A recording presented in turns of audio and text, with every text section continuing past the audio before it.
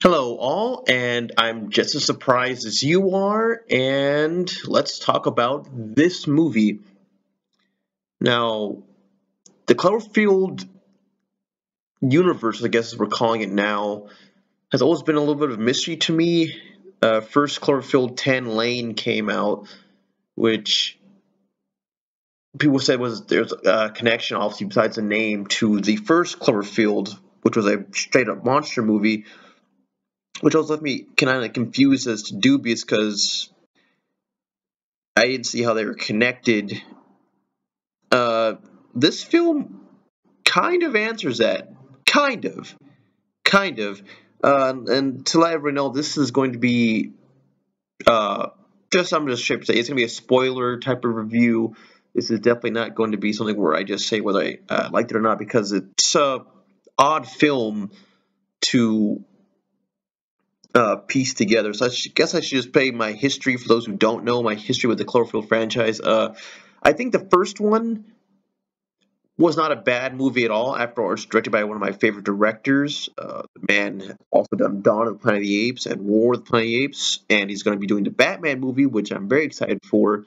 However, I'm just not a fan of found footage movies. I just am not. It's just a pet peeve for me. So while I did like the movie, I thought as a traditionally shot film, I thought I would have probably enjoyed it a hell of a lot more. Then 10 Cloverfield Lane came out. It was not a found footage movie. In fact, it seemed to have very little to do with the first one, although it kind of hints at it from time to time, kind of. But at the end of the day, the movie is definitely more of a psychological horror film, till the very end, of course. But overall, I really enjoyed the second film. I thought it was fantastic. I enjoyed it more than the first one, and I was looking forward to future Cloverfield films. Now, here comes 2018, which, first off, we already told we were getting one more. It was coming out soon, which I was very surprised about. Then I was told we were getting two of them. And then, in the middle of the Super Bowl, which, if you must know, I was really only watching for family's sake, honestly. I don't have a favorite team. If you haven't guessed already, I don't keep track of sports all that much. Now, all that being said, now when they announced on Netflix that we were going to be getting a Cloverfield movie through Netflix, I was like, wait, whoa, wait, what? No trailer, no nothing? That's interesting. And then by the end of the Super Bowl, movies on Netflix now, like, huh, you don't say. Very odd, very odd. Now, I think we're moving more towards the future of what movies might become, or maybe just an experiment with movies that people are not sure if they're going to succeed or not in theaters. I'm not sure. I know Netflix has released movies before, but this is the first time I think they've not been a part of a funding of a movie and then released it on Netflix anyways. At least as far as an American film will go. Uh, I know movies like what's the one that just came out? Will Smith, Bright, I believe it's called. That's a Netflix produced movie. They put their own money into it and made it. I have not watched it. And then, of course, there are properties like Godzilla Monster Planet, Lovesick. Those things are made by foreign entities, whether it be in the UK or in Japan, and they release it onto Netflix for the entire world to see. And, of course, things like Peaky Blinders. Now, I didn't look into the history of this movie because I didn't know it was coming out. So I've already watched it twice just to kind of get a feel for it. And I can't also tell you just something. I don't think this, but like I said, I'm just going to the fact that I don't think Netflix produced this. I think they just released it for the company that did. So, with all that being said, how do I feel about this movie? Well, I feel it comes into a middle place between the first one and the second one. And once again, it's even hard to say because are we actually measuring them as a trilogy or just as somewhat connected movies? Uh, really hard to say. Now, I will say this once again, it's not a found footage film, so I can dig. That's already a plus side right there.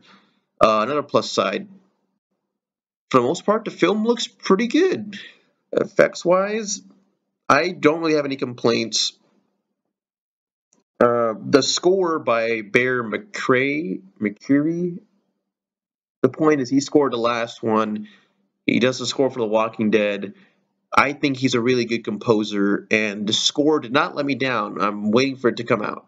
I know it's officially come out, I think, but not too sure exactly. But some parts are definitely worth rewinding, just the music alone. Okay, so now we can delve into the movie itself. And once again, like I always say, I hate to reiterate this, but I don't like going over the plot so much. I think people are watching this to get my thoughts on it already know the plot. But if I had to go over it, sum it up in a sentence, basically, Earth is having a power crisis. Not sure about the year exactly. I don't think it's ever really stated. But the point of the matter is, a team, international team made up from people from all over the world, have been sent up into space to test a particle accelerator, which could potentially solve Earth's energy crisis well, avert whatever all the wars on Earth that are about to happen. Now, suffice to say, of course, they do eventually get the weapon, well, not the weapon, but they do get the machine to eventually work. However, it ends up smashing together, as they call it, two different dimensions. Now, this is a part of the movie that I did enjoy because people have been saying how are they connected, and I guess that more or less explains the entire universe, if you want to call it that, all right there. The movie can be said to be this is going to be said to be the origin point of all the calamity in this film franchise. That these people did an experiment, ended up smashing several different dimensions together, and thus creating the chaos that we see in two other films. Now, now to some of my gripes with that, because some things are a little uh, well, okay, let's put it this way. In this movie, Cloverfield Paradox, it's set up that the Earth is about to be plunged into basically a World War III type scenario. Of course, they specifically mentioned Germany and Russia being at each other's throats, and it's a constant threat throughout the movie in multiple dimensions. And the whole point of the experiment is to end that, right? Now, by the end of this movie, once again, spoiler, if you haven't watched it, please stop listening to this video and just go watch the movie. But spoiler, by the end of this movie, we see the Cloverfield monster came from another dimension, and that's how it got to Earth. So, in a sense, that makes sense. However, if I think back on the old Cloverfield movie, the very first one, like 2008 or so, whatever it came out, I don't think that's what they were going for in that movie. In fact, if I remember correctly, wasn't there a scene at the very end where the creature was implied to have come from space? We see it land in the water, something like that. The very end credit scene, and then also that movie was a found footage movie, and they were at a party and whatnot. Now, in that movie, I definitely did not get the vibe that the world was in an energy crisis and there was about to be a World War III. No, that looked like a normal Friday night of friends having a party with some emotional drama thrown in the midst of it, which is the whole point of the movie, him trying to find his girlfriend. So I didn't get the vibe that a war was going on. That's for damn sure. So to connect this, now the only way this would possibly make sense to me is if either A, the US wasn't suffering from this, B, maybe the dimensions are scattered all about and different things are happening on each one. Like maybe one Earth, the Cloverfield monster directly got transferred to Earth. Maybe in the Cloverfield universe, it still came from space at a later or earlier time. It's hard to say, and the connection, see, I get what they're going for.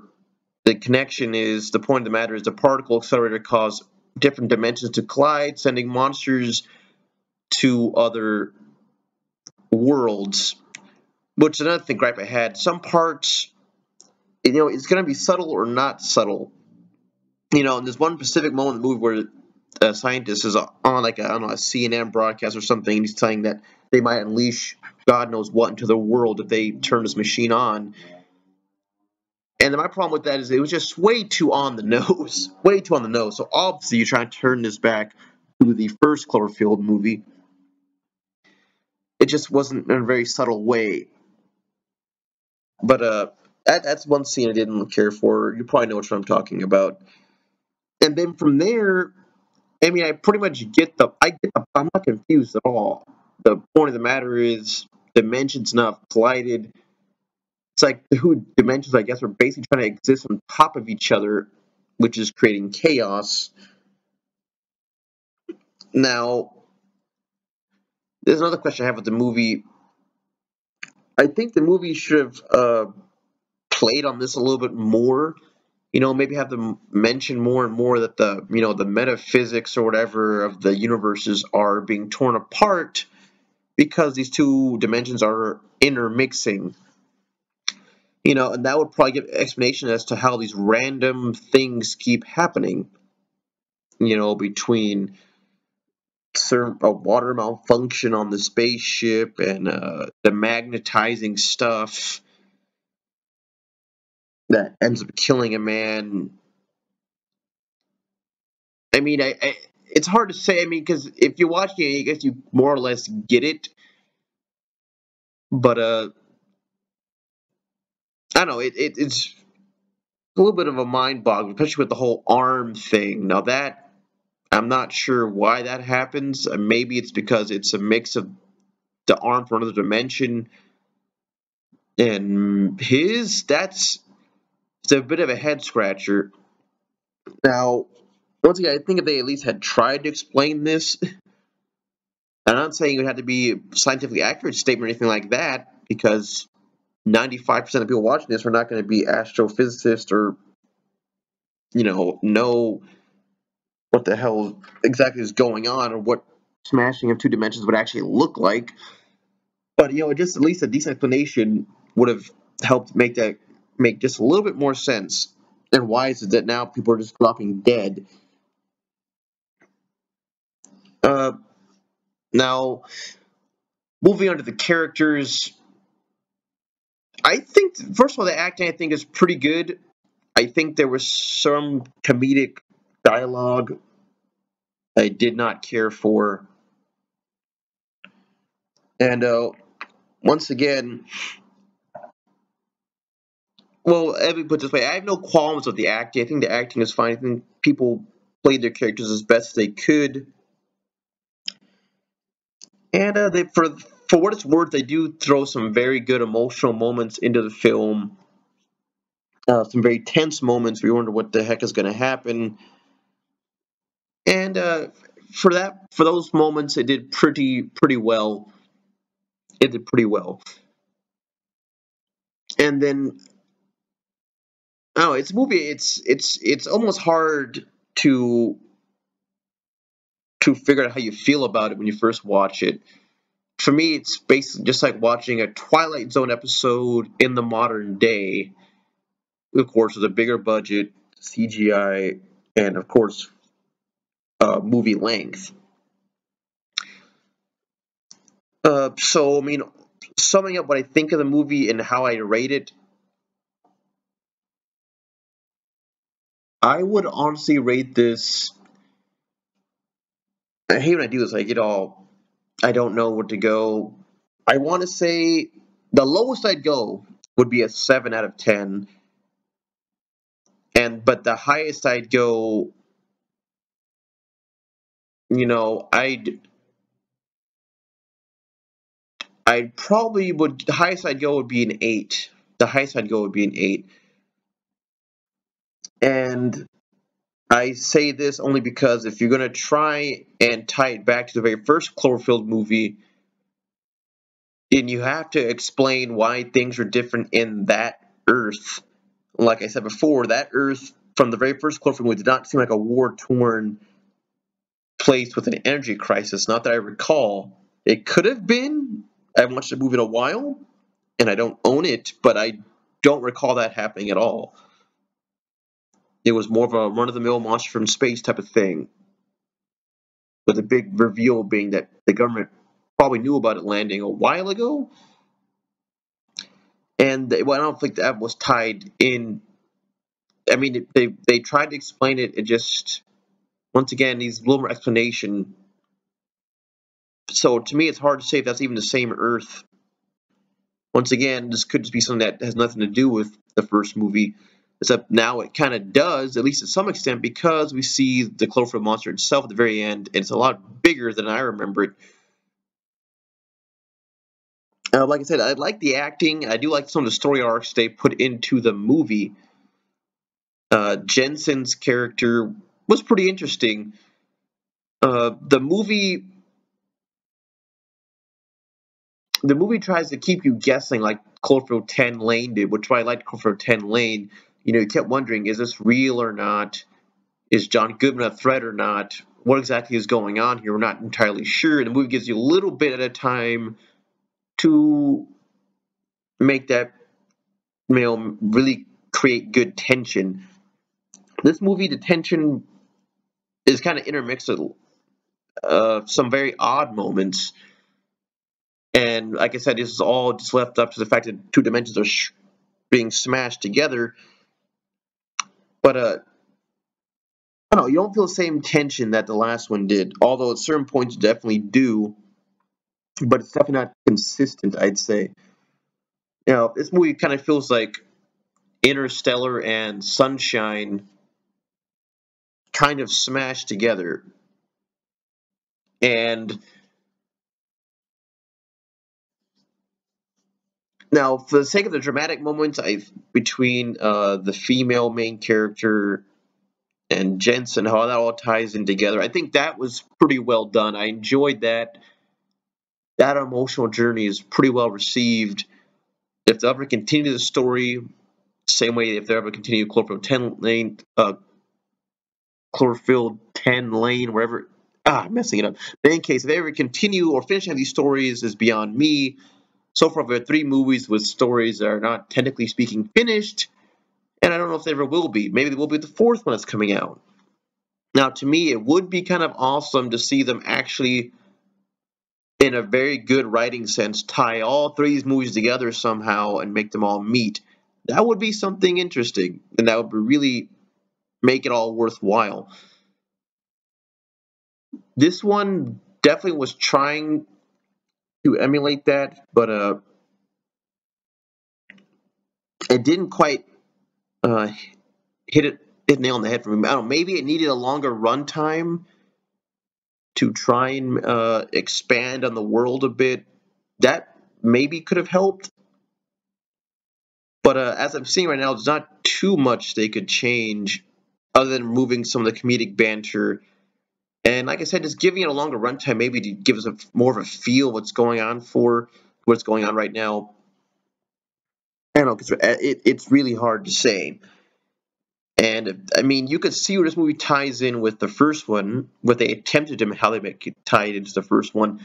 However, I'm not sure how this one would play into Cloverfield 10 Lane at all, unless once again we're just using the excuse that, well, that's just another parallel Earth, and on that one happened to be alien invasion,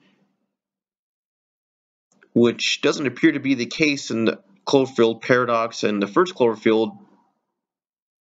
It just appears to be one monster. So I mean, you could discuss this all day, but the same conclusion will always be the same: is that, oh, well, it's just a different dimension, and different things are happening. It's a different dimension, which is, I don't know, hard to say. Hard to say. I mean, as a comic book reader, I've already seen this type of thing before. If you're a fan of Marvel, DC, or both, you're well aware of the fact that there are alternate universes where different things happen. Batman's Bruce Wayne himself is killed in one, and then his mom and dad become the respective Joker and Batman. So I get what they're going for here.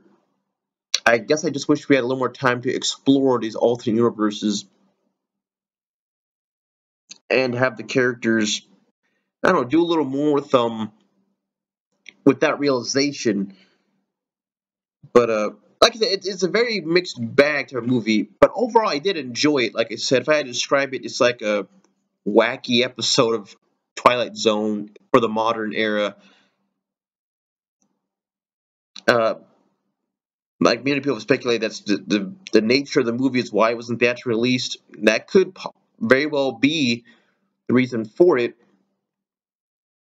Like I said, overall, I'd say it could have been more tense, a little longer to explain, or at least attempt to explain what is going on, and then maybe delving more into the end result of the damage they did, instead of just ending at a spot that supposedly ties it all together when I don't think it convincingly did so. So, yeah, overall, that's my thoughts on the movie. Would I recommend it to people? Yeah, I recommend it to them, but I would definitely not say it's as good as Interstellar. You know, you went this epic freaking journey, and Sunshine. If you don't know, that's a Danny Boyle film with a basically very similar plot, of course, as these films usually tend to do. Sunshine came out before Interstellar, of a small crew of astronauts sent to space to save humanity. In that case, it was the sun, which needed to be reignited. Interstellar, they needed to find another habitable world, and in this one, they're trying to solve Earth's energy crisis. So the film is new and it's not new in many respects. It's trying to do something different, and what we get is a mixed bag. But overall, a mixed bag that I enjoyed. Although honestly, I highly doubt it will go down as one of the stronger films of 2018. But it did have its good moments. And let me know what you guys thought about the movie.